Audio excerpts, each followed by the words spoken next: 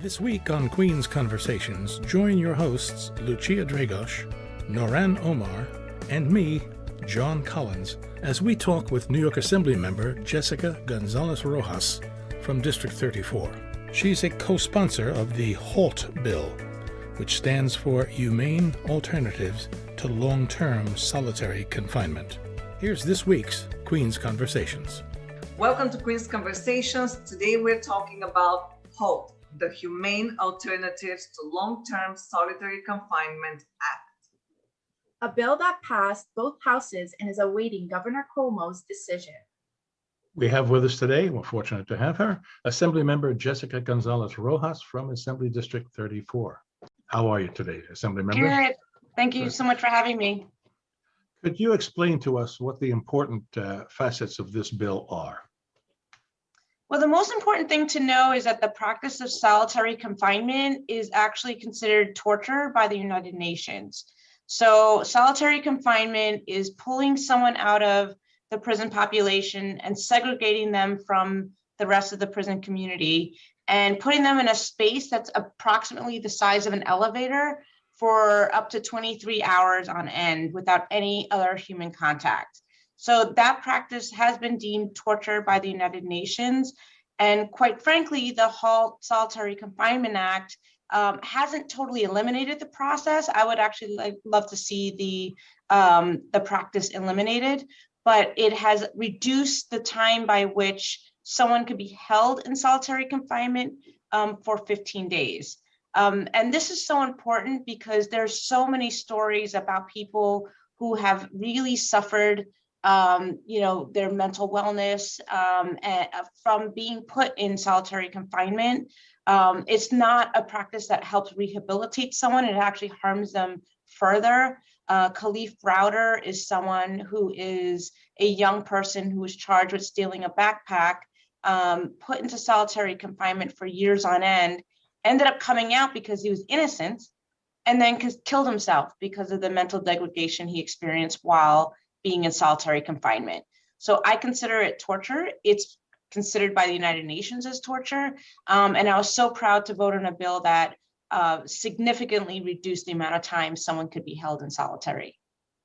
So it's employed as a punishment, correct? Yes. Yeah, and okay. Is there any proof that this sort of rehabilitates people in any way or changes their behavior? Absolutely not. And in fact, sometimes it's punishment if the person who's incarcerated, has a fight with a prison guard or another incarcerated person. They tend to be put in solitary. But sometimes people are put in solitary for reasons to what is deemed to protect themselves.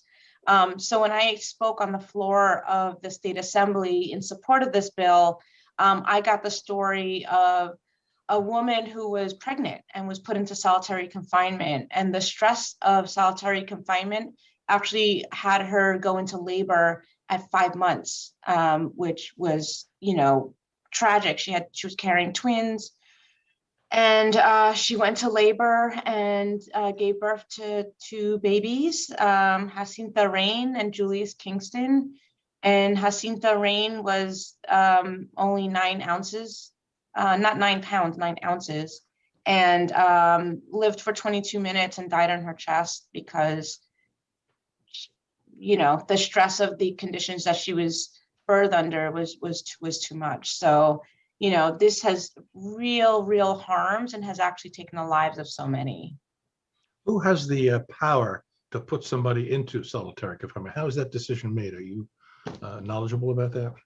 I believe it's the correction officers in the prisons and jails. And I imagine the superintendents have to sort of be aware that that's happening.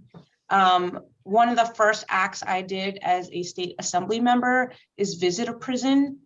We have the right to visit a prison unannounced. And I went with 2 other colleagues to Bedford Hills Correctional Facility, which is a maximum security prison for women. And it was important for me as a woman and a gender justice advocate to actually go to a women's prison. And we were there for 5 hours, and we asked to go to the solitary unit and speak with folks in solitary. It was very difficult because to pull them out of solitary, they would be forced to be shackled by their hands and feet and then sit in a chair by which they were shackled to the chair. So we didn't want to put someone through that, but we were able to talk to someone through the little window. But we asked the correction officer to put us in a solitary unit so that we can feel what these folks feel on, we felt momentarily, right? Just for a few moments, we were in that solitary unit. We asked them to lock the door. And, it felt, the enclosure was so small, the space was so small. I'm a short person. I could barely open my arms, to full length. And, we experienced that feeling for just a few moments where people who have been put in solitary have been put there for hours and days and weeks and months and even years on end. So it was important for us to be there, experience it, talk to corrections officer, talk to people who were incarcerated, get their stories, because it actually motivated me to fight for this even more. I had a chance to speak with Natasha White, who is Hope community organizer and also directly impacted survivor of solitary. So let's have a look, and then we'll be back with Assembly Member Jessica Gonzalez Rojas. So I had gotten into a physical altercation in my house with my significant other at the time.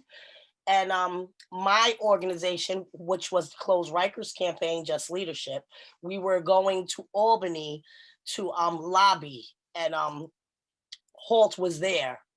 So they were looking for people in my organization who had solitary confinement experience. When it dawned on me that not only have I been in solitary confinement, but my husband at the time was in solitary confinement for 12 years. And a lot of the issues and a lot of the behavior, a lot of the frustration, the aggression, the violence that he displayed was definitely a reaction from being locked in that long. Like the smallest things, he was through the roof with it. There is no way you can tell me that locking somebody in a room for days and days and decades with no treatment, with no therapy, is going to cure something. What is that going to fix?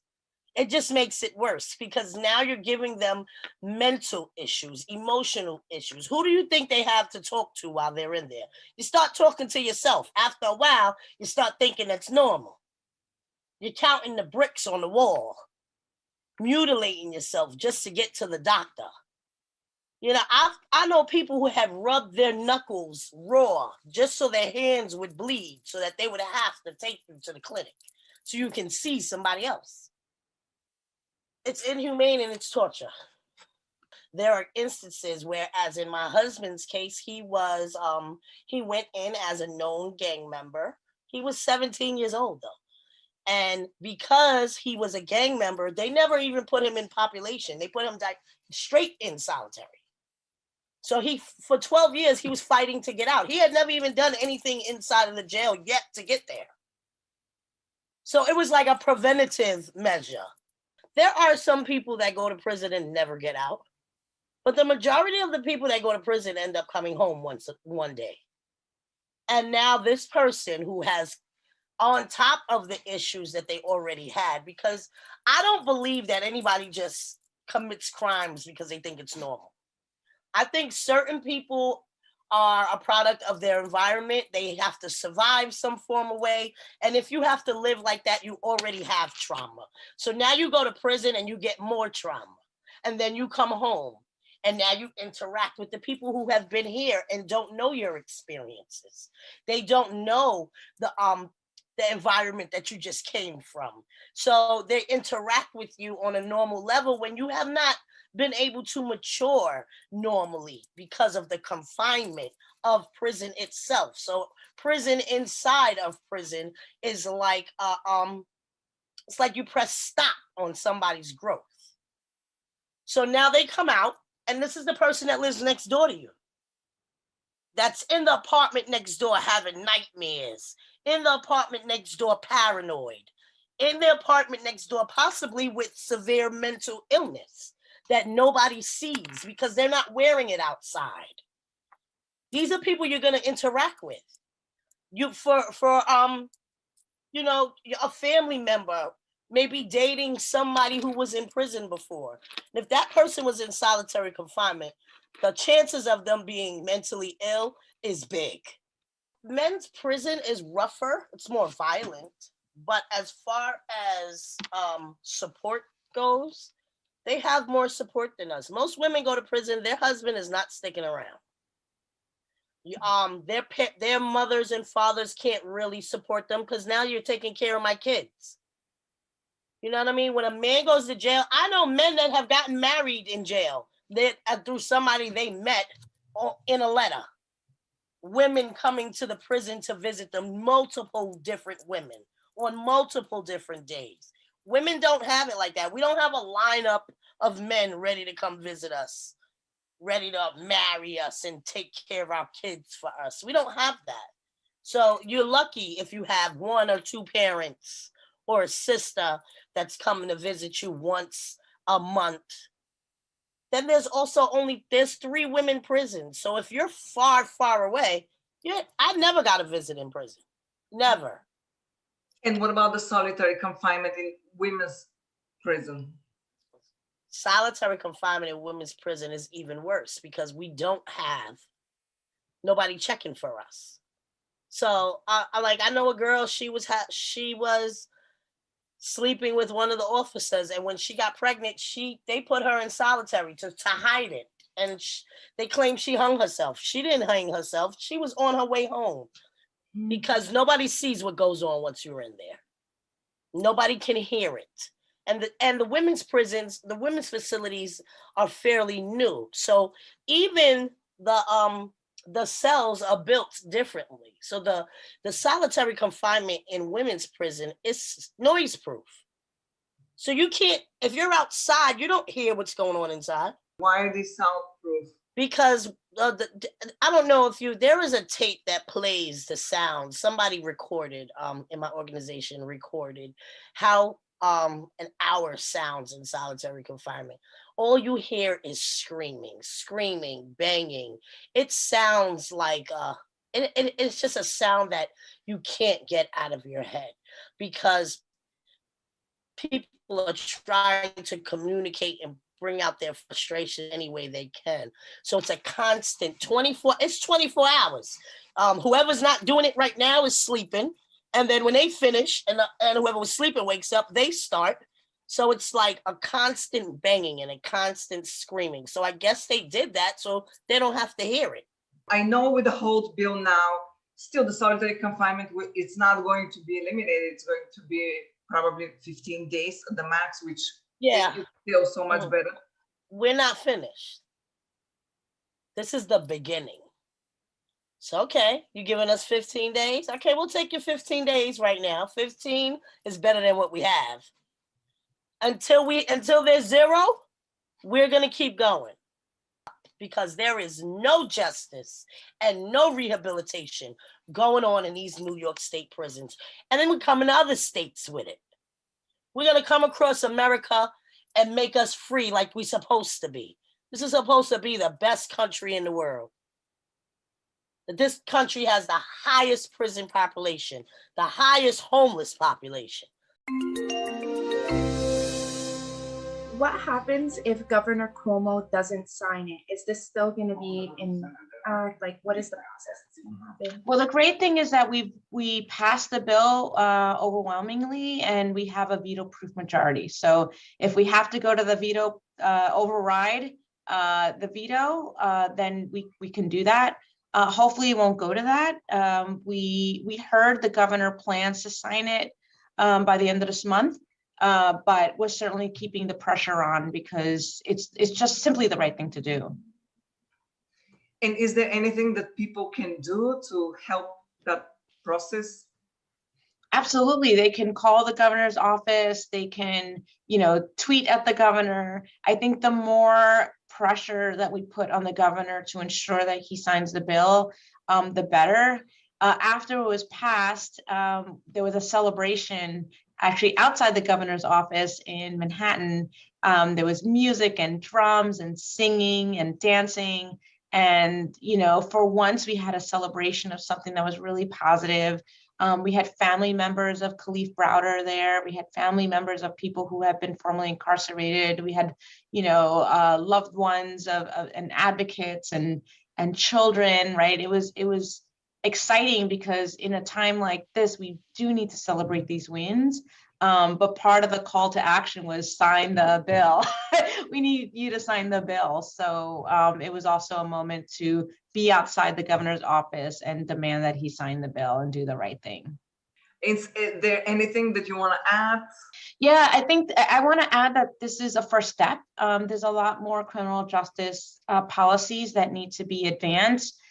We still have elders dying in prisons and jails. COVID is still rampant because there's such enclosed spaces. We need to have a parole system that is fair and timely.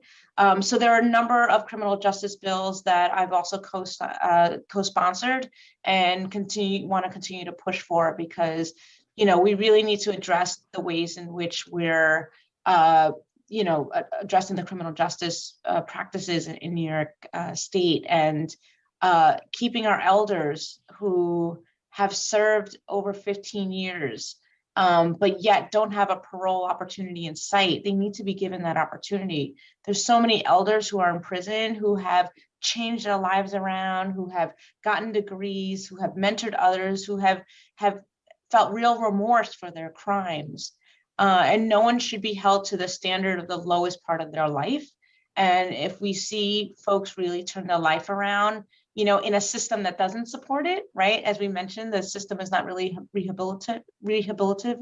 It's something that has continued to cause harm. But those who have, been able to still persist and still learn and still, do good, deserves an opportunity to be considered for parole. So the Elder Parole Act is something we're fighting for, and fair and timely parole that would, again, really reassess the ways that folks are up for opportunities to show the good work that they've done, show the changes that they've made in their lives, and their ability to actually come out and be, productive folks in their communities and be with their families.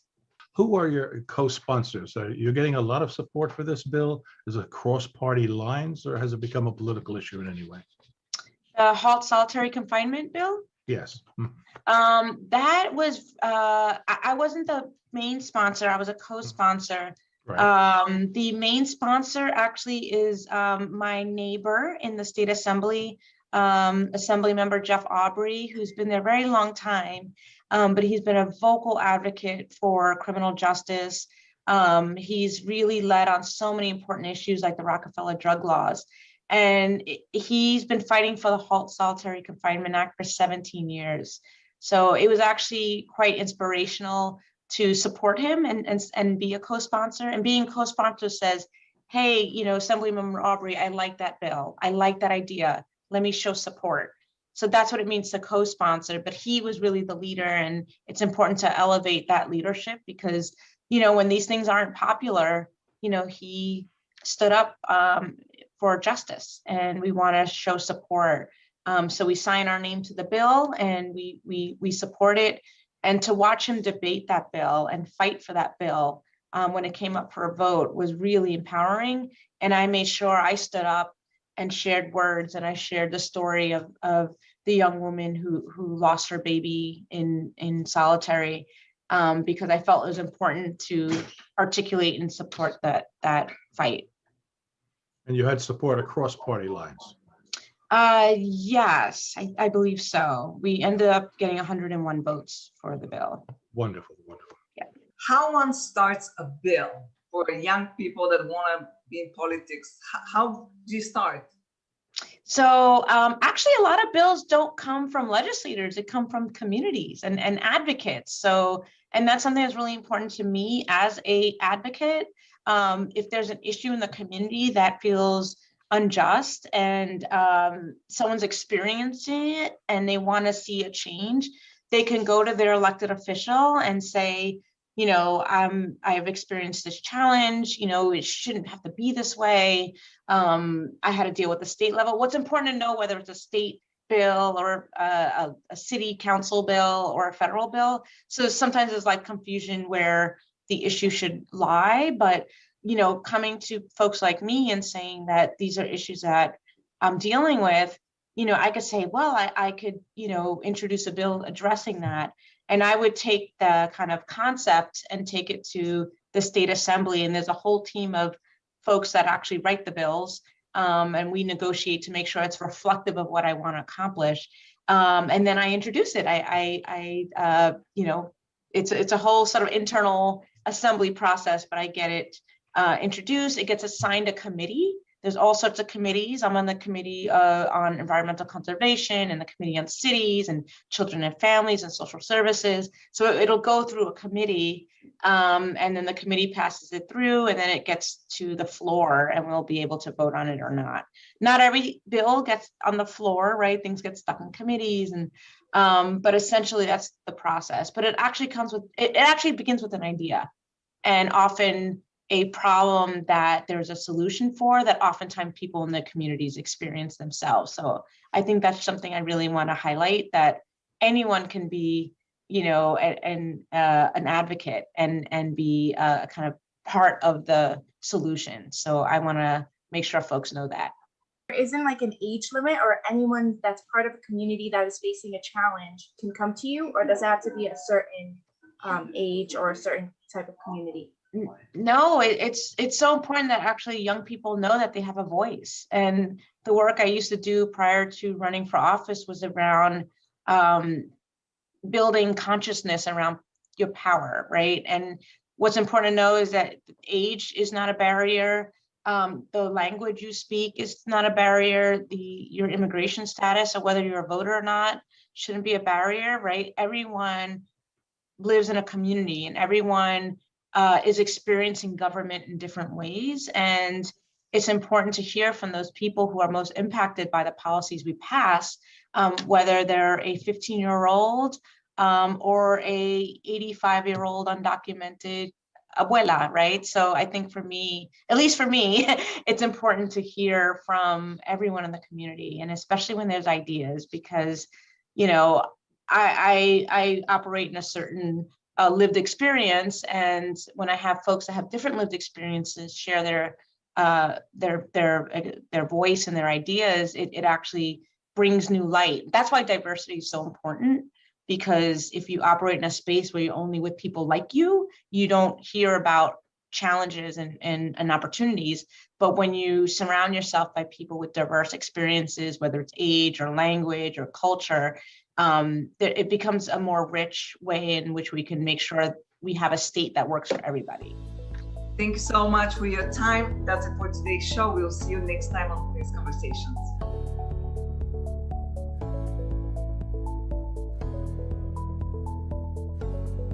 Start like in 2014 when the medallion price dropped down. So we're talking about, we struggle like almost 6 years now. The city, they let the medallion going up too high price, and in the meantime they go around and they let Uber and Lyft to share us this business. In 2002 it was $200,000, and now the medallion they keep the medallion going up till $1.25 million. And right now the price of the medallion, the cash price, about $60,000. Wow. They drop, dramatic drop is really is unbelievable. So in the beginning, we depend on this generate income, and a lot of people buy houses. A lot of people, they educate the family. It was really, we're getting very good income. But what going on, the situation is very hard. A lot of people get suicide now. A lot of people go for bankruptcy. Some people, like me in my case, I storage the medallion and I'm waiting. I can't do anything. Even the bank, they try to request his money, I can't. So it's really, the situation is very hard and tough. If we take it like category, yeah, the people maybe in 30, in 20, they can recover. But people in our case, me and my friend Shadley, I believe over 60, and me over 60, and right now we don't have time to recover this injury. It's very hard. So how we can survive? I did buy my medallion 2004, was around 290 from the auction. You're gonna have good income, and the medallion going up until, you know, the story he mentioned, Mr. Gamal, 2014. From this medallion, I'm making my income. I have my child. I'm struggling my life to take care of my child. I leave this medallion. All was my thought, my child. I mean, the medallion is gonna go for my child and my family. I'm now, right now, I'm 65. I did buy the house for my family, not for myself. The bank of the medallion bank, they asked me 2018 to sign the lien in the house, or they take the medallion. I asked them to take the medallion. I cannot let you sign lien in the house. The house for my family. I mean, his little house. I'm struggling myself. I used to work for 12 hours and sometimes 14 hours to kill myself. I mean, the time is, 2014. I used to have driver, and since Uber came in, most of the driver ran away and they went to drive for Uber. So I drive by myself, and I have to live with my family when I'm working 14 hours and I come home. I used to sleep in the airport. I mean, I was struggling a lot, only for my family. I'm now over 65, and I struggle. And after they took my medallion, I had a lot of stress. My blood pressure goes up. I had accident with the car, 2018, almost killing myself. I was nursing home for almost 4 months. I had 2 surgery in my leg. I'm disability right now. I'm just getting disability and working comp. I'm almost, lost everything. I mean, it's not easy situation for someone over 60 or until 65. We come in, we serve community, almost one like Shadley, one like me. We've been in this country serving the community more than 30 years. We serve and we are slave in the community. We take the people from A to Z. And this is the way you pay us after we're getting over 60 years old? I mean, most of the time, I went outside, I stay in my car, I keep crying. It's not that easy for a man to cry. I mean, I'm struggling until now. I was thinking to kill myself.